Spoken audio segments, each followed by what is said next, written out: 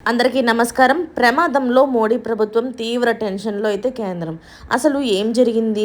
ఎందుకు ఇంత ప్రమాదంలో ఉన్నారు? నేను ఎందుకు ఇలా అంటున్నా అన్న పూర్తి వివరాలు అయితే తెలుసుకునే ముందు వీడియోని అయితే పూర్తిగా చూడండి. అప్పుడే మీకు పూర్తిగా అర్థమవుతుంది. అదే విధంగా చాలామంది వీడియోని చూస్తున్నారు కానీ సబ్స్క్రైబ్ చేసుకోవడం మర్చిపోతున్నారు. దయచేసి సబ్స్క్రైబ్ చేసుకోండి. అయితే దేశం క్లిష్ట పరిస్థితిలో ఉన్నదని దుబారా ఆపి ప్రజలందరూ కూడా దేశభక్తిని చాటుకోవాల్సిన సమయం వచ్చిందని ప్రధానమంత్రి నరేంద్ర మోడీ గారు అయితే ఆదివారం చేసిన ప్రసంగం పైన సర్వత్రా విమర్శలు అయితే వ్యక్తమవుతున్నాయి. పెట్రోలు, వంట నూనెల వినియోగం తగ్గించుకోవాలని చెప్తూ మోదీ చేసిన 9 సూచనలపైన సామాన్యుల నుంచి ఆర్థిక రంగం నిపుణుల వరకు కూడా తీవ్ర వ్యతిరేకత అయితే కనిపిస్తుంది. 12 ఏళ్ల పాలనలోని దేశ ఆర్థికాన్ని సంక్షోభంలోకి నెట్టిన వాళ్ళు ఇప్పుడు ఉచిత సలహాలు ఇవ్వడం ఏంటని రాజకీయ విశ్లేషకులు అయితే సైతం మండిపడిపోతున్నారు.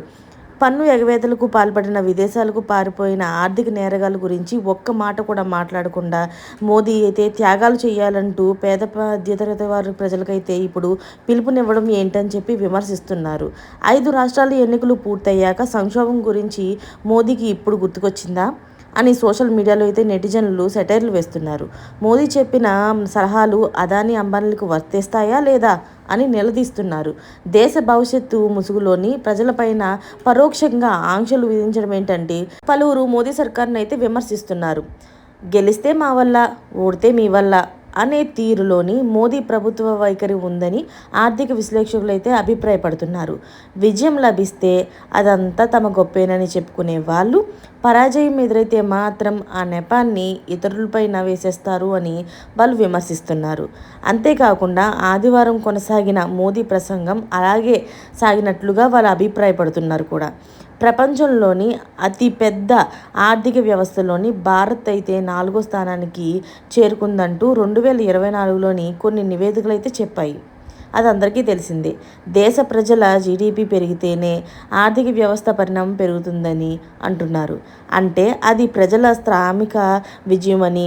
కానీ దాన్ని పక్కన పెట్టిన బీజేపీ పరివారం అయితే అదంతా తమ గొప్పేనంటూ ఊదరగొట్టారు. ఇప్పుడు బీజేపీ అసమర్థ పాలన, విధానపరమైన వైఫల్యాల కారణంగా దేశ ఆర్థిక స్థితి అయితే సంక్షోభంలోకి కూరుకుపోతుందని, అది గవర్నమెంట్ ఫెయిల్యూర్ అవుతుందని అంటున్నారు వాళ్ళు. అంతేకాకుండా అది వాల్ ఫెయిల్యూర్ అయితే దాన్ని కప్పిపుచ్చుకుంటూ కేంద్ర పెద్దలైతే ప్రజలు దుబారా ఖర్చులు అలాగే విదేశీ వస్తువులు వాడడం వల్లే దేశ ఆర్థిక పరిస్థితి అయితే క్లిష్ట పరిస్థితుల్లోకి చేరుకుపోయిందని అబద్ధాలు వల్లెవేస్తున్నారంటూ ఆర్థిక నిపుణులు అయితే మండిపడిపోతున్నారు. ఇప్పుడు ఇదంతా కూడాను మోడీ గారికి రివర్స్ అయిపోయిందనమాట, ఈయన చెప్పిన మాటలన్నీ కూడాను. అలాగే నెటిజన్లు ఇంకో ప్రశ్న కూడా వేస్తున్నారు.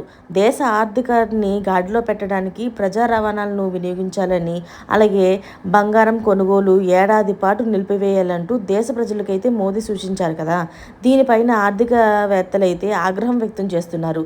అవే సూచనలను అదానీ అంబానీలకు మోదీ చెప్పగలరా అని ప్రశ్నిస్తున్నారు.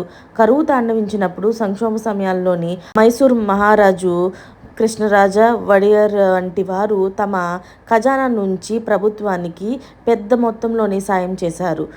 అలాగే జంషెడ్ జీ టాటా, అలాగే హెన్రీ ఫోర్డ్ వంటి వ్యాపారులు కూడాను ప్రభుత్వానికి ఆర్థికంగా ఆదుకున్న ఘటనలు కూడా కోకొల్లలు ఉన్నాయి. ఈ విషయాలను గుర్తు చేసుకున్న మేధావులు $100 బిలియన్ క్లబ్లో చేరిన అదానీలు, అంబానీలు దేశ ఆర్థికానికి సాయపడి తమ దేశభక్తిని చాటుకోవచ్చు కదా అంటూ సూచిస్తున్నారు.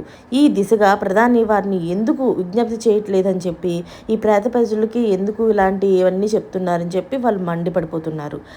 అయితే పశ్చిమాసియా యుద్ధం కారణంగానే దేశంలోని సంక్షోభం తలెత్తినట్టు మోదీ చెప్తున్నారని, అయితే నిజానికి ఈ ఉద్రిక్త పరిస్థితులు అయితే ప్రారంభమై 70 రోజులు గడిచాయని నిపుణులు గుర్తు చేస్తున్నారు.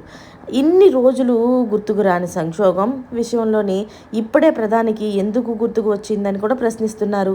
ఈ విషయం ముందే చెప్తే 5 రాష్ట్రాల ఎన్నికల్లో కూడా ప్రతికూలత ఏర్పడుతుందని గ్రహించే ఎన్నికలు ముగిశాక మోదీ సంక్షోభం పైన తీరిగ్గా ఇప్పుడు ప్రకటనలు చేశారని చెప్తున్నారు వాళ్ళు.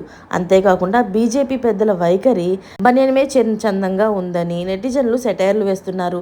లోపల బనియన్కు ఉన్న రంధ్రాలు బయటకు కనిపించకుండా సూట్లతో కవర్ చేస్తున్నట్టు దేశ ఆర్థిక సంక్షోభాన్ని మోదీ పరివారం అయితే ఇన్నాళ్ళు వికసిత్ భారత్ పేరిట కవర్ చేసినట్లు ట్రోల్ చేస్తున్నారు.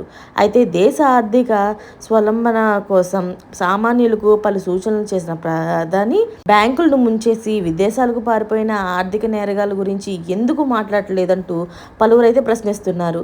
గడిచిన 12 ఏళ్లలోని 10 లక్షల కోట్లను బ్యాంకులకు టైరఫ్ చేసిన విషయాన్ని ఈ మేరకు ప్రస్తావించారు కూడా. జీఎస్టీ, అలాగే వ్యాట్, ఎక్స్చేంజ్ ఇన్కమ్, అలాగే క్యాపిటల్ గెయిన్ ట్యాక్స్ ఇలా గడిచిన 12 ఏళ్లలోని సామాన్యులపైన మోదీ సర్కార్ అయితే పన్నుపోటుకు తెగబడ్డారని ఆర్థిక విశ్లేషకులు అయితే చెప్తున్నారు.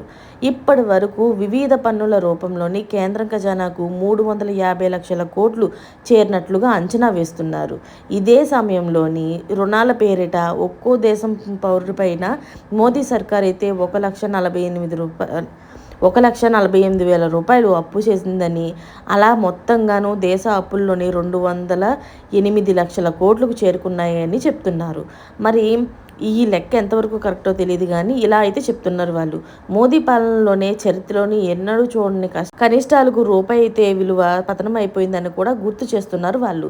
ఇన్ని వైఫల్యాలను కప్పిపుచ్చుకొని ప్రధాని మోడీ ఇప్పుడు దేశ ఆర్థికం పైన సామాన్యులకు హితబోధ చేయడం ఏంటి అంటూ పలువురు అయితే నిలదీస్తున్నారు. ఉత్తర Korea supreme leader Kim Jong Un ఆయన ఓ నియంత.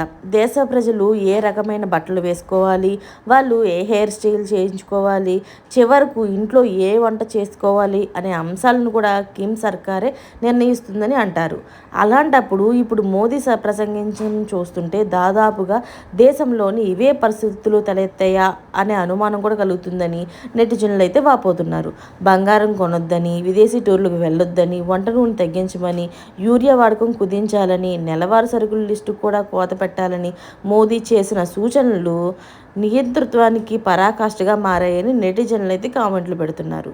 ప్రజాస్వామ్య దేశంలోని ఇలాంటి నిబంధనలు ఏంటి అని మోదీ ప్రభుత్వం పైన తీరుపైన మండిపడిపోతున్నారని చెప్పుకోవచ్చు. అయితే ఇప్పుడు చూసుకున్నట్లయితే మోడీ ప్రభుత్వం మీద అందరూ కూడాను చాలా మండిపడిపోతున్నట్లుగా కనిపిస్తుంది. ఎందుకు అంటే ఆదివారం పూట ఆయన చేసిన ప్రసంగం వల్లే అనిపిస్తుంది అందరికీ కూడా. ఈ ప్రసంగం తర్వాత మోడీ గారు ఇలాంటి ప్రసంగం చేసిన తర్వాత మన స్టాక్ మార్కెట్లో కూడాను పెద్ద సంచలనమే సృష్టించిందని కూడా చెప్పుకోవచ్చు.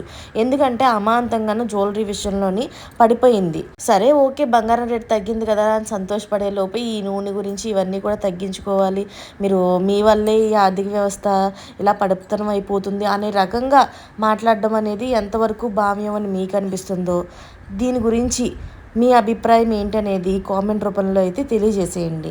అంతేకాకుండా ఎలక్షన్ అన్నాళ్ళు కూడాను అసలు ఎలాంటి ప్రస్తావన దీని గురించి చేయకుండా ఇప్పుడు ఎలక్షన్స్ అయిపోయిన తర్వాత దీని గురించి ప్రస్తావించడం పైన ఎంతవరకు రైట్ అంటారు? మీకేమనిపిస్తుంది ప్రభుత్వ పాలన పైన కామెంట్ రూపంలో తెలియజేసేయండి. Thanks for watching friends.